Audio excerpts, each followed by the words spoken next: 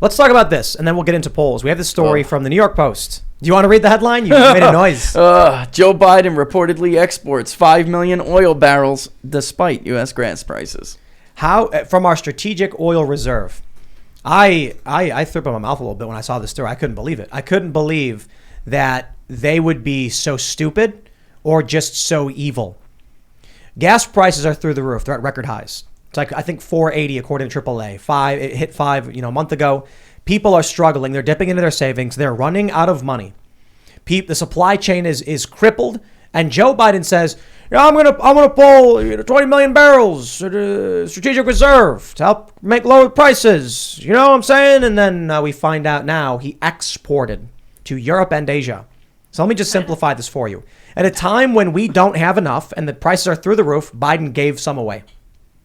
For what reason?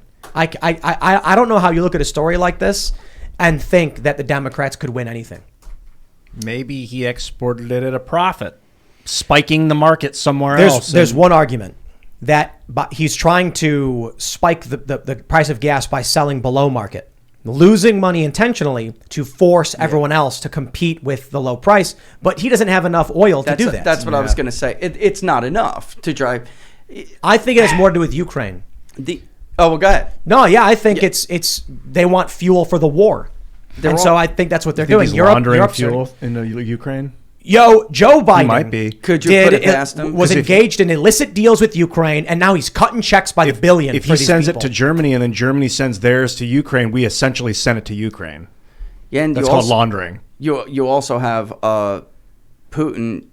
The movements from the Russian army. We were all told he was going to go into Kiev, but it was a failure, so we had to pull back. If you look at where he is, I mean, he's right over the shale depots. So, right. I mean, I don't know how you could look at the Russian military's position and conclude anything other than the Western media was lying to us, and absolutely Putin absolutely had a plan. And insane propaganda. All these videos coming out of Ukrainian soldiers with cigars being like, "I just killed a bunch of Russians." The cigar. What was it? The Kiev, the pilot, the ghost of Kiev. The ghost of Kiev. I mean, that was like day one. Just ridiculous. Yeah. Look, day 3 or something. I like Ukraine. I have friends there. Amazing country. Really enjoyed my time there. I'm sad to see what's happening, but I am sick of the lies and the manipulation. I think there's two things. One, I think it is bad that Putin invaded. I think he was losing the soft power conflict. So he wants to maintain control of Crimea for the warm water port. He wants the eastern regions for a lot of reasons. There's politics, there's ideology, there's partisanship, all that stuff. However, I think Joe Biden, in a much bigger way, is beholden to Ukraine for the illicit deals that he was doing. That explains it. Look, people are like, why didn't Vladimir Putin invade when Donald Trump was president? Good question. I think Putin did fear Donald Trump a little bit. Why is all this going down now under Joe Biden? Because I think Joe Biden was cutting backroom deals. I'm sorry. I got to pause. I don't think I know. You know it. Because there's a video of Joe Biden saying, I said you're not getting the money unless you fire the prosecutor. Just so happens that prosecutor was investigating the company where Joe Biden's son was on the board. So I'm not saying that's why he fired the guy. I'm not going that far. I'm saying, wouldn't any prosecutor just show it to a jury and be like, hey, done. How about that? So now Joe Biden is cutting our taxpayer dollars, or I should say Federal Reserve money, by the billions. What are they at, $70 billion? And then he's like, we're going to send hundreds of millions of more weapons and fuel now going to Europe. I think they got him by the balls. I think Joe Biden was cutting dirty deals for his son, and now he has no choice but to force us to be involved. And I don't think it's just Joe Biden. I think it's the bureaucratic state. They've invested too much in this and they won't back down. So the Democrats are all on board. And then the low information voters who are too stupid to realize what's going on, who couldn't tell you where Qatar was, let alone the Qatar-Turkey pipeline, are sitting there going like, yay, Joe Biden, you're a hero. Slava Ukrainia. Which is why it was such a scandal. The media held all of this from the American people and electorate to begin with. Because this is why you care whether your president is doing deals like this. If Obama had appointed him as the front man for U.S.-Ukraine relations and he used that position to enrich his family, to enrich himself, you don't put people who are potentially, I don't want to use the Rachel Maddow word, but they can. They got you by the short and curlies and you have no choice. I mean, the polls, been going back to the polling, Americans never wanted to do this. They never wanted to send lethal aid. At one point, we barely had them teetering in favor of sending humanitarian aid, which is this, very ethereal term. They just view it as money. But when you got to lethal force or anything else, they were out. They never, and he just ignored that. So yeah, have you ever seen an unpopular president ignore the will of the people and do what Joe Biden does in these cases? I would argue no. And you never see a congressional Democratic leadership, any majority, who has an unpopular president just ignore the unpopularity of these moves and just full steam ahead, as if there's no political repercussions. They just don't care, it looks like. Something else, it's different. That's not how it works. Presidents with 37% approval ratings don't have political clout. This is the perfect example of the ship hit the iceberg, and the elites are stealing as much fine china and silverware as they can, running to the lifeboats, and everyone's going, what are you doing? And they're like, Slava Ukrainia. And you're like, yeah, okay. And then they jump on the lifeboats and they're gone. And then when we fix the boat, they'll be like, oh, I found all this silverware that someone was trying to steal. Crazy. That's great. Let me back into my room. I'll see you tomorrow. I think that's one way to put it. I wouldn't go so far as to say the ship sinks and we're all just adrift and they're riding away on the lifeboats waving the silverware at us. I think what's likely to happen is that the ship sinks partially. It's crippled. We're all still on it. Life sucks a bit. And then we see them off in the distance partying, cheersing with China, pouring the champagne and being like, there you go. And then human ingenuity kicks in, and we're like, well, we evolved because we have to. Let's fix this boat. Question is, what do we hunt them down? Do we sail after these criminals and punish them, or do we just live on with our daily lives and make life better? I like your outcome better. All right, I do. It's more optimistic, but it is true. I think we'll be okay. Yeah, the country has a way of righting itself, Tim. But I think bad things are ahead. I think you look at stories like this, and I'm just surprised they would even dare admit it. Yeah. Joe Biden is effectively looking you in the eyes, American people, and saying, hey, man, $5 a gallon? So what? Yeah. I gave your strategic oil reserves away. Disgusting. The oil that we have saved for a rainy day, not for high prices, but for when we're at war or there's a major shortage. He's just giving it away. Oh, maybe he considers us at war. Maybe that's what this is. I wonder who did he send it to? It was exported to Europe and Asia. It was sold. It was transported. Companies were involved. Look, I think the official explanation is that they were hoping to shock the market into lower prices. It's just massively stupid. Way too little. I don't care if that was the case. That's not what strategic oil reserves are for. Exactly. This reeks of Joe Biden is dragging the United States into a conflict with Russia. NATO is involved. U.S. intelligence is aiding the Ukrainians, and they're just pretending like they didn't unilaterally declare war. Yeah. That's what they do. When his advisor came out like 3 or 4 days ago, or last week, I think, and said, this is all for, he didn't use liberal economic order. He used do you remember exactly? Liberal world order. Liberal world order, also known as the liberal economic order, U.S.-led, global, rules-based economy. There's all these names for it. But then, he was pretty clear that that's why we're suffering right now. But then he has the audacity today to go out and make the remarks that he makes. And he chuckles about, I call it Putinflation, as if anyone believes that. Nobody believes that. Dude, he did a talk where he was like, it's Russia, Russia, like a Brady Bunch Brady thing. Bunch, yep. Marsha. I think at this point he knows he's done. And I think the Democrats were like, look, we're going to run Biden against Trump. We're going to get Obama nostalgia. Then we put all of our sins upon him and sacrifice him. I think all you're right of the about really that. awful things they wanted to do, they put on Biden so that they get him out, and then they can be like, oh, geez, we'll come and fix it. I don't see how any Democrat could win. Like in 24? In 24. We've polled them all. Save a miracle. Their problem, because I think you're right about that. They were going to just sacrifice him and, put Kamala right in there. Because these people really believe she was likable or would be liked. I kid you not. That's the craziest thing. The bubble these people live in. They really thought she was going to be like the second coming. Have you heard her talk? She basically never got to Iowa, yet somehow the general electorate is going to fall in love with her. So now they're in this position. We've polled them all. Kamala, Pete Buttigieg, Hillary. Last month I had to bring back Hillary Clinton. No, I did because nobody's viable. Trump is killing them all. What about Michelle? Yeah. You know what? That's the next one I'm going to do, because I normally would say, and I'm going to be careful here, she's a lot like Kamala. Until you see her, she's all shiny and the media paints her up. But the minute you really focus on her, she's not likable. She's not nice. She's nasty. She's definitely right. the. You think she's nasty? She's the authoritarian in that family. Yeah. Go back All that and look matters at the is that- DNC speech she gave for Biden. I mean, they painted over it. What a beautiful speech. But just go back and watch it yourself. And look at her mannerisms. Notice, by the way, she'll never mention Kamala because she hates Kamala Harris. Wow. How funny would it be if they the only person they have is Michelle Obama? So she's coming out. You got to do it, Michelle. She walks out with a big old smile and she's waving, and then she goes, "This country is a bunch of disgusting deplorables. That's Crush them." How do you know she hates Kamala Harris? Just the vibe you get? No, she hates Kamala Harris.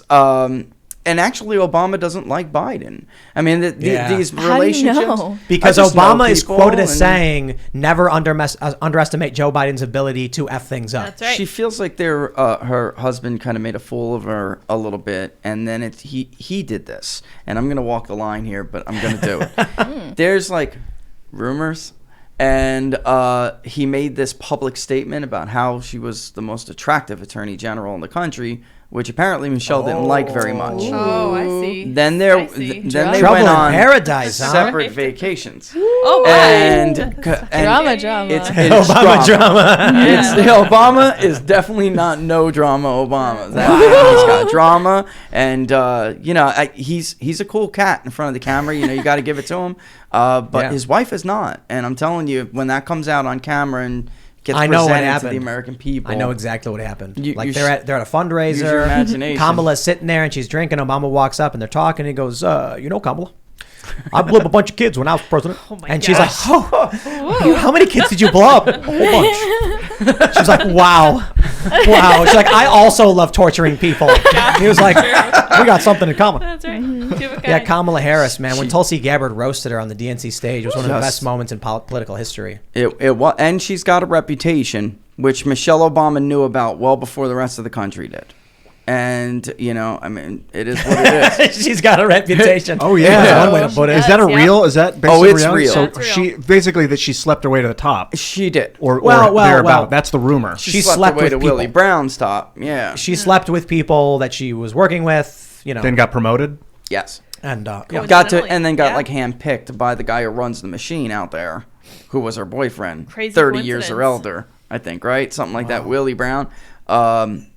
And sadly, when she first got the top cop job in that city, he was a decent guy, but Willie just wanted to put his girl in there. So they destroyed this guy. And when she did, she broke fundraising laws. And basically had to pay a small fine because of her relationship with Willie. I mean, he got her out. It's bad. I think what actually happened, and I don't blame Obama for this. Kamala got real close, whispered in his ear, "Tell me about all the kids you blew up." He was like, "Oh boy, oh my!" That was a wrap. And that was it. He couldn't handle it. He was just like, "Well, there was one kid, and then there was another kid." Michelle did not like Actually, that. all the military-age males that we blew up too. Michelle's like, "What are you on the phone with her for 3 hours at night about?" He's got Tell her about the kids. So Late there's a night thing. texting. There was a thing called the Disposition Matrix. Are you familiar with it? No. It's the Disposition Matrix is the formal name for Obama's kill list. Oof. Yes. He was given yeah. it was called like baseball cards every Tuesday, and he would select who to kill. Yikes. So he's in his he's in his bed and he's sitting on his stomach with kicking his feet, and he's like, well, we had Anwar al-Awlaki, blew him up. He was an American citizen, no charge or trial, and then I blew up his son. And then he starts listing all the people just on the list, and Kamala's like, oh, say more names. Who else did you blow up? What about Julian Assange? Locked him in a prison. Yeah.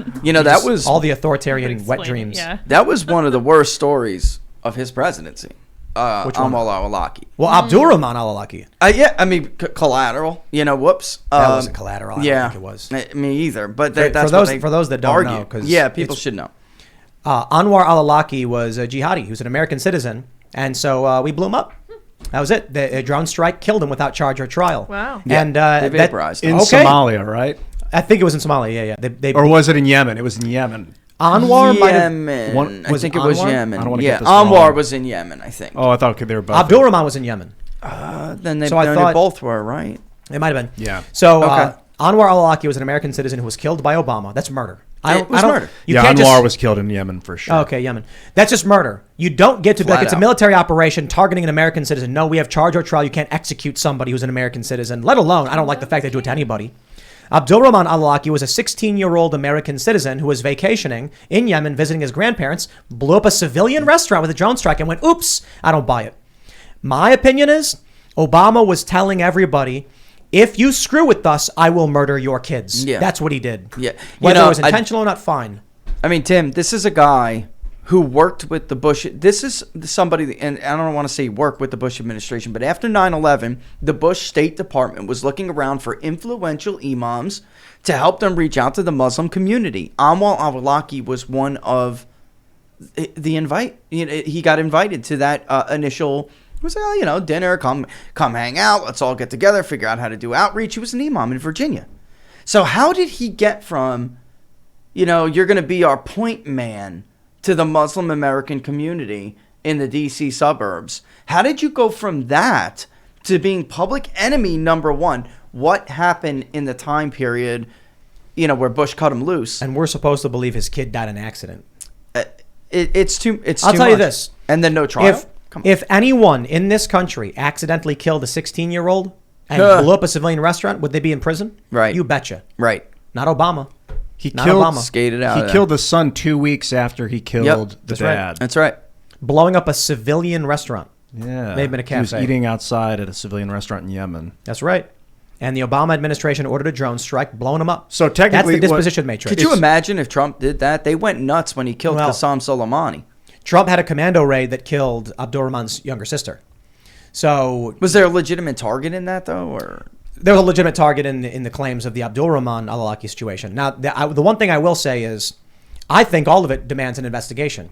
If Trump ordered a commando raid and a 7-year-old American girl was killed, I want to see a hearing. Absolutely. However, with Abdulrahman al-Awlaki, this is definitive. We have the reports. We have the official statements from the U.S. government. They know they did it. They admit they did it.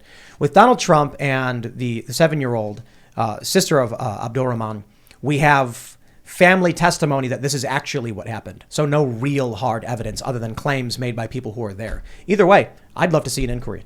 I don't think we should sit back and allow the executive branch to just be like, we killed somebody, we were accused, we ignore it. I'm not saying put Trump on trial and scream and wave your arms in the air. I'm saying let's get a real answer as to what that was. You mess up. I'm also not going to play this game where, I say, oh, okay, well, Trump did it. No. Obama was the one who killed these people, and I think it was 4 American citizens. Then we can have a discussion about what happened with Trump in a commando raid. But I want to start with Obama first and not lose track of things. Not that I think anything will ever happen. But justifying that's a dangerous line. Justifying he was just a terrorist. He was Al Qaeda's main propaganda guy. He ran Inspire. Look at January 6th. Everything that's going on. You could be the domestic terrorist tomorrow. That's right. I could be the domestic terrorist tomorrow. And that was just completely blown over. We all went on with our lives. And don't think that the U.S. government is beyond this stuff. We've seen what happened with what was it in Philadelphia? What was it? The cops blew up that neighborhood. Do you remember what that was called? I don't. But there's plenty of examples of these. Kent State, Ruby Ridge. Oh man, yeah, that's Waco. right. Even Waco. I was just at Waco too. Brutal stuff. Thanks for checking out this segment from the Timcast IRL podcast. But if you want to check out the full show live, tune in Monday through Friday at 8 p.m. And if you want more special access content, head over to timcast.com and become a member. Your membership helps sustain this company, keep our journalists employed, makes this show happen, and you will get access to exclusive members-only segments of the Timcast IRL podcast, and there's a massive library to check out. So again, go to timcast.com or tune in Monday through Friday at 8 p.m., and we'll see you all there.